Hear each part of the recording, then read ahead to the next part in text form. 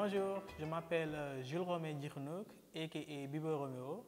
Je suis danseur chorégraphe, actuellement en résidence à la Villa d'Art Saint-Louis. Je suis en train de travailler sur mon deuxième solo intitulé La Voix de l'Ange, où je rends hommage à un ami, un frère disparu à la fleur de l'âge. C'est un artiste slammer à qui j'ai eu à travailler lors de mon premier solo, NEAT. Et on a eu à collaborer sur plusieurs années.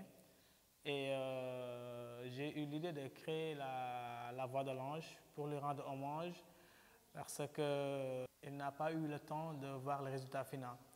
Alors je me suis posé la question, comment je peux continuer à travailler avec lui même après sa mort? Alors ça m'est venu de travailler sur la Voix de l'Ange où je me remémore les moments qu'on a passés ensemble, les voyages sur scène, et les découvertes qu'on a fait ensemble, des moments de plaisir, de partage, de bonheur. Et la souffrance, les sentiments que j'ai eus quand j'ai su qu'il était décédé.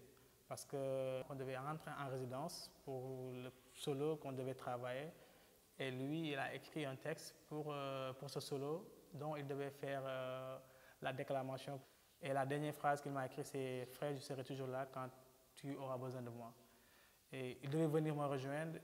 Et après, c'est là que je suis sur les réseaux sociaux, qui n'était plus de ce monde. Et ça m'a fait très mal. Et ça m'a choqué, ça m'a bouleversé un peu.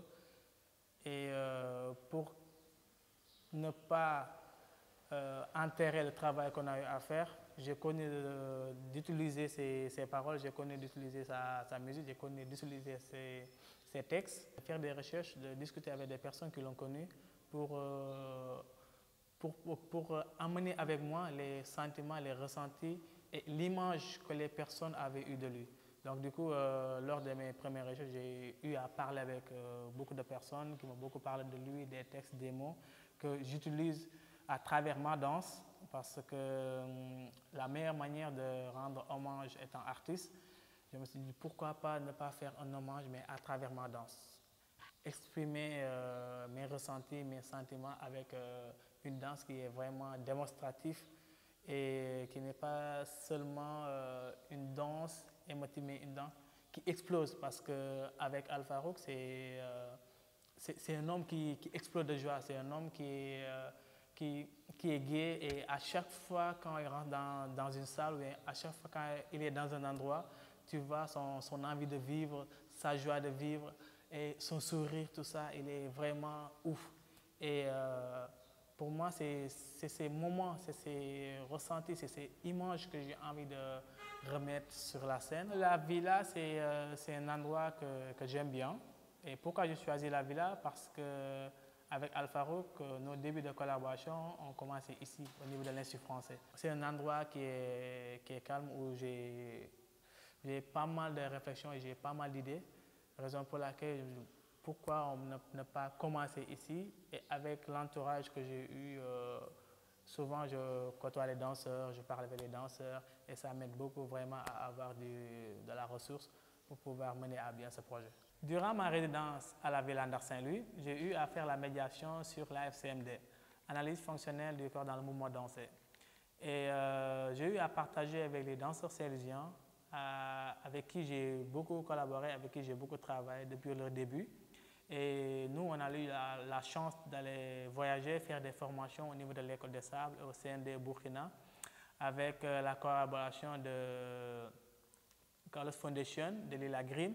Et ça nous a permis de découvrir cette façon, cette méthode de ressentir et cette méthode de comprendre son corps et cette méthode de comprendre comment un danseur, au niveau du mouvement, ça peut évoluer. Donc du coup, j'ai eu à partager ce moment avec les danseurs qui étaient vraiment très réceptifs et que j'ai eu beaucoup de bonheur à faire ce partage et à leur faire découvrir cette méthode qui est un succès. Parce que les danseurs étaient là, ils ont vraiment envie d'apprendre, ils ont envie de découvrir certaines choses. Et ça m'a beaucoup aidé aussi à comprendre comment fonctionnait le corps des autres. Parce que moi, je me dis la meilleure manière d'apprendre, c'est de partager. Et quand tu partages, tu reçois. Donc du coup, durant cette médiation, on a beaucoup partagé et j'ai beaucoup reçu côté émotion, côté manière de bouger. Et aussi, ce qui est très important, c'est la manière de percevoir les mouvements, comment les autres le font. Et ça te permet de s'interroger sur tes mouvements à toi-même. Et ça te permet aussi de pouvoir grandir et de savoir ce qui est essentiel pour toi quand tu es un danseur et ce qui ne l'est pas. Et par rapport au mouvement et par rapport au ressenti du corps, par rapport à l'espace, notamment avec les 9 points, ce qui a beaucoup aidé les danseurs, mais aussi ce qui m'a beaucoup aidé à faire évoluer ma danse. La résidence à la Villandar, c'est vraiment une opportunité pour moi de pouvoir creuser, faire évoluer la création, la voix de l'ange. Ça me permet aussi de me reconnecter avec l'énergie et les souvenirs que j'ai eu à partager avec Al-Farouk Abdourahmane Dabo, un ami, un frère dont je continue de rendre hommage, dont je continue à voyager avec lui. Et la voix de l'ange, pour moi, c'est plus qu'un solo, c'est plutôt un duo. Donc, le duo que je fais avec lui sur scène, un duo où je partage avec lui, mais aussi c'est un duo qui permet à d'autres personnes de pouvoir dire au revoir ou bien de pouvoir sympathiser, ou bien de se remémorer les souvenirs qu'ils ont avec des amis proches qui ont disparu. Voilà, et je remercie vraiment toute l'équipe de Villandar, toute l'équipe de l'Institut français pour le soutien. Je remercie aussi ma famille et toute l'équipe de la compagnie Jules Romain.